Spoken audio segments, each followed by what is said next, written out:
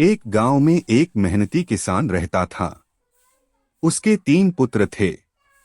किसान दिन रात खेतों में मेहनत करता, लेकिन उसके तीनों बेटे आपस में हमेशा झगड़ते रहते थे। वे एक दूसरे की बात सुनना तो दूर, साथ बैठना भी पसंद नहीं करते थे।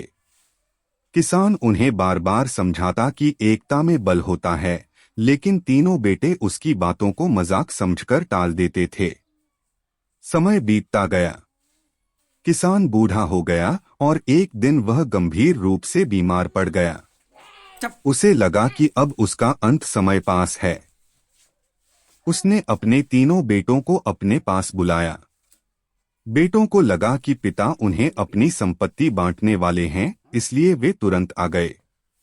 किसान ने एक लकड़ी का गट्ठर मंगवाया और सबसे बड़े बेटे से कहा, इसे तोड़कर दिखाओ। बेटे ने पूरी ताकत लगा दी, लेकिन गट्ठर नहीं टूटा।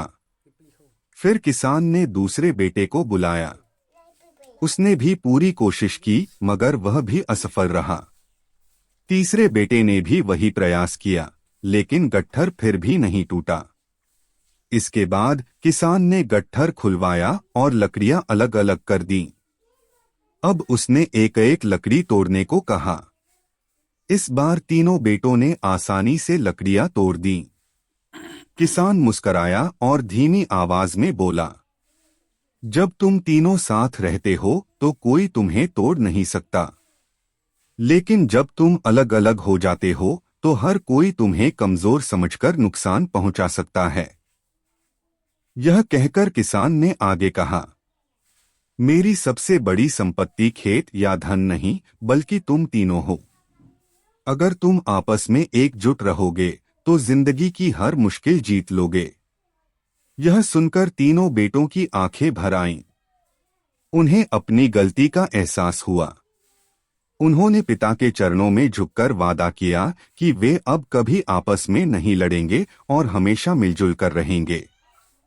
कुछ दिनों बाद किसान की मृत्यु हो गई, लेकिन उसकी सीख तीनों बेटों के जीवन का आधार बन गई। वे एकजुट रहे, मेहनत की और गांव के सबसे सफल किसान बने। कहानी की सीख: एकता में अपार शक्ति होती है।